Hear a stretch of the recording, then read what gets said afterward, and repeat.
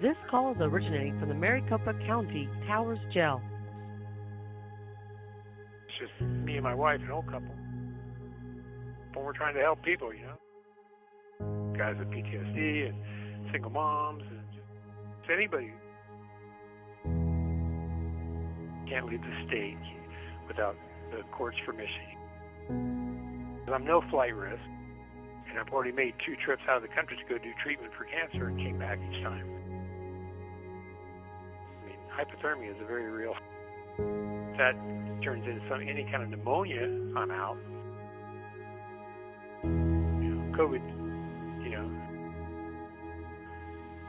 if I get that, I'm toasty, and my immune system is compromised. So,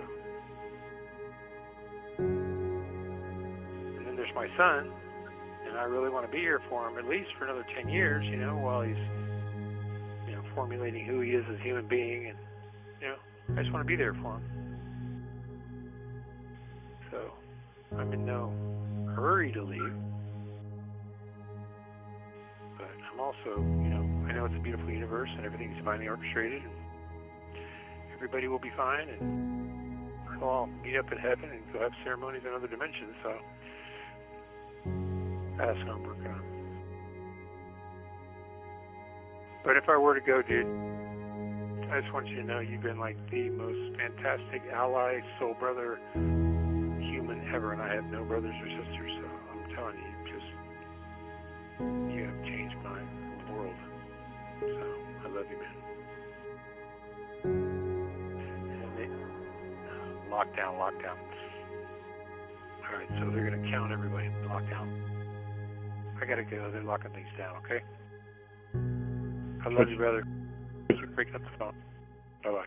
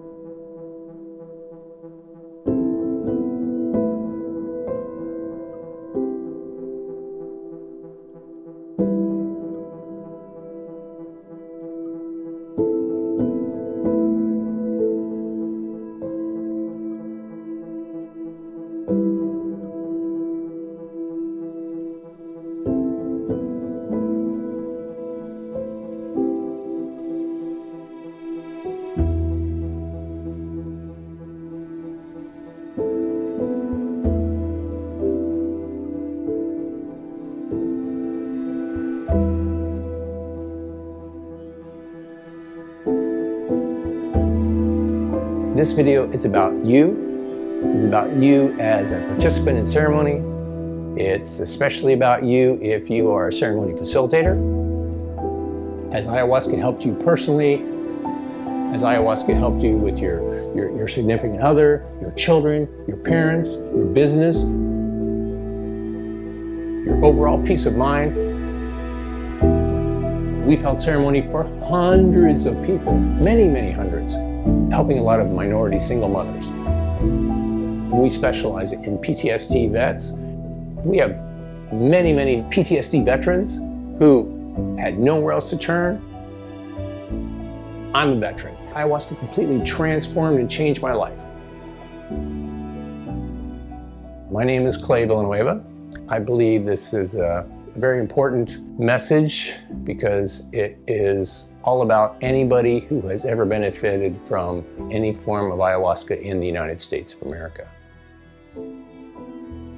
I've been doing this for 10 years and I've been to a fair number of ceremonies. I've been coordinating ceremonies for a long time, trying to serve people through love and through the plants.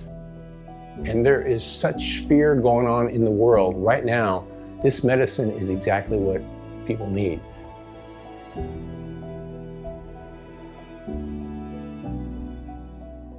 I'm going to go through and explain to you exactly what happened to me so you can know what this fear is about, because it's real. I'll just start at the beginning. So there were two churches that got raided in, I think, 1999 by the DEA. The DEA came in and took all of their medicine, took everything, took them down, put them in jail, and they eventually got released. They were practicing their religion in their church. After that event, which they never got their medicine back, they would continue to practice. Well, but they were practicing in fear because that could come back anytime and happen again. In 2006, I believe, both of these churches decided to sue the DEA because the DEA was behind it, and the DEA directly did those raids, which is different in my case, where they subcontracted their local guys, which are funded and directed by the DEA, which is our Maricopa County Sheriff's Department, as well as the Phoenix Police and the Arizona Attorney General. But none of them were actual DEA agents. A guy said that he signed up for a ceremony, and 2 days before the ceremony, he was nerves, normal thing. And part of our deal is that it's a no refund thing because people do get afraid the day before. And you need a week of prep time before ceremony at least. And so, we work with people. You want to shift to a different date, anything, and I told him, we'll work with them, it's cool. And I didn't respond to his email fast enough. And he said, I'm reporting you to every law enforcement agency out there. He called the DEA 1-800 hotline and told them that I was distributing DMT through a fake church and I was a narcotics dealer. Within hours, the DEA called down to Phoenix and they sounded all of the alarms. Well, let me give you a little backstory there. January, we sent a letter to the DEA saying, hey, what you're doing is completely wrong and illegal. And if you don't tell us exactly how to apply for an exemption so that we can have an exemption from the Controlled Substances Act within a certain amount of time and tell us exactly who to speak with, we're going to take legal action. On May the 6th, we filed our lawsuit against the DEA in federal court. 2 weeks later, 7 guys with automatic weapons show up at my house, break open my front metal gate. Now this is at 8:30 in the morning. I was still asleep. I got up to open the door. This is during peak COVID lockdown time. So these guys showed up, 8:30 in the morning, opened the door. My wife came and answered the door because we were just getting out of bed in her underwear, handcuffs in the front yard. Handcuffs on me, out in the front yard, in my underwear, and they wore no protective masks at all. We were sheltering at home. Nobody wore any protection. So that means sheltering at home, we're a high-risk category because we're older. And then once we're outside in handcuffs, waiting to be further processed, then they came out and put masks, N95 masks, on myself and my wife. And they said, here, these are for your protection. You put masks on us to protect us? That's kind of the opposite. Like, these masks are actually to protect the people around you so that your coughs and your sneezes, the little micro things don't go in the air, right? I tried my best to be cooperative with them and tell them exactly, hey, what's going on? We haven't done anything illegal. The Supreme Court has mandated the DEA to create a process to allow churches to work with their medicines. And the Supreme Court of the United States ruled in favor of the ayahuasca churches, that they are fully allowed by our Constitution and the freedom of religion to use ayahuasca in a ceremonial environment. So after questioning us outside, they proceeded to come through our home and they destroyed the place. And then they call me in. Hey, can you come identify something? And I complied. I also showed them our bottles of ayahuasca that we had. And they said, so tell me about ayahuasca. What is it? And I'm like, well, and I went through this whole thing of how ayahuasca, is for me and some of the results that we found with other people. They weighed the bottles of water and they weighed all of the paste. And they came up with a grand total of, well, what they find, the numbers change in different documents. but the average of what they found was like 95 pounds.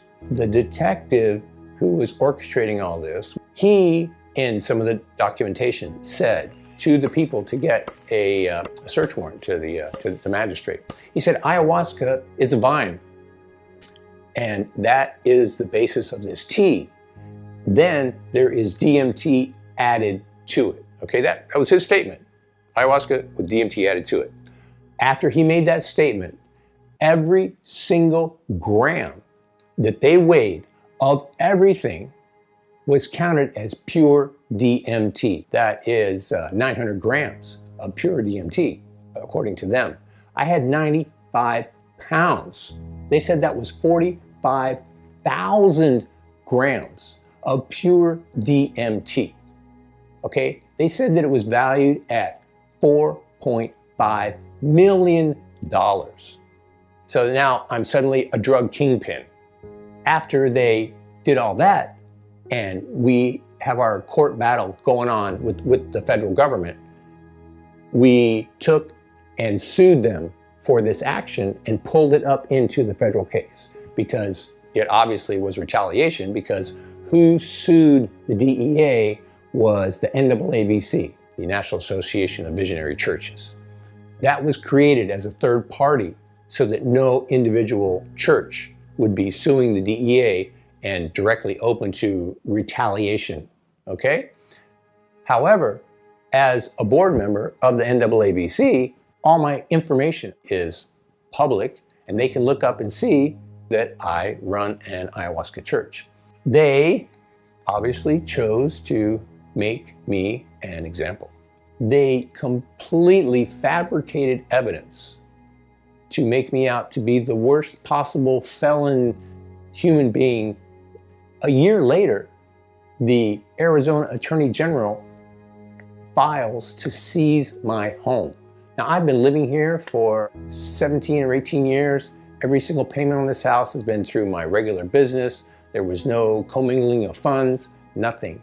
And they put in their justification to steal my home from me that I had $4.5 million in drugs at my home. You can actually see from the inside what they really do, how they do it, in the back end, how their attorneys process it, and all of the nasty things they do in retaliation.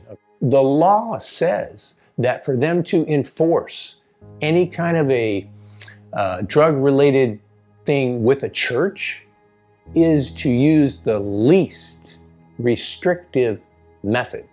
So, yes, this fear in our community needs to go away. This is our religious right, verified by the Constitution.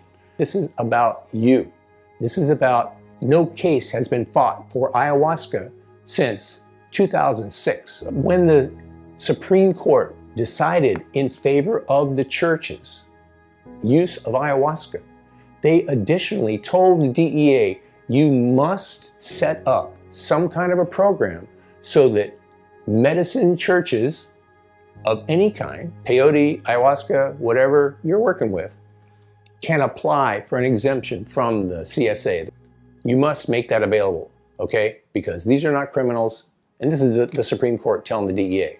To apply for an exemption from the Controlled Substances Act at the DEA, the deal with the application process is, step one, you have to completely outline everybody involved in your church. The management, everybody who attends your church, how long, how often, everything about your ceremonies, names. You have to sign it and submit it. Now, do you know what you've just done? You have signed a confession to Schedule I narcotic distribution. Second condition, you have to cease and desist from all ceremonial work, as in shut down until you receive your approval from the DEA. Since 2006, when they were told to do this, till this very day, do you know how many churches have been approved by the DEA for a CSA exemption? Zip. Because they know that this process is ridiculously brutal. And this keeps honest religions from being able to practice out in the open. the fear, okay? The fear needs to go away. And that's what nobody has had the internal fortitude and finances to do for 16 years. And the church that won their argument with the Supreme Court, the legal fees were well over $1 million. And that was 15 years ago. What we're asking is to be a part of getting rid of the fear in our community. What people need the most is to be able to come to the plants, come to the Madre. I mean, this is the most valuable time, and they are making it as difficult as possible. So for all of us, for you, for me, we are in this fully complete. What we're asking is to really participate in this. It takes many hundreds of thousands of dollars. Asking you to participate and contribute at least the cost of one night of the ceremonies where you go. Most places around here, one night of ceremony is between $200, $300, sometimes even $400. We need many thousands of those, because if we have to take this all the way to the Supreme Court, it's gonna be financially devastating. If maybe this works out and the Madre prevails, and yet a third time the DEA is defeated in court, I have no idea. I'm just sitting in the unknown right now. And yeah, it's pretty uncomfortable.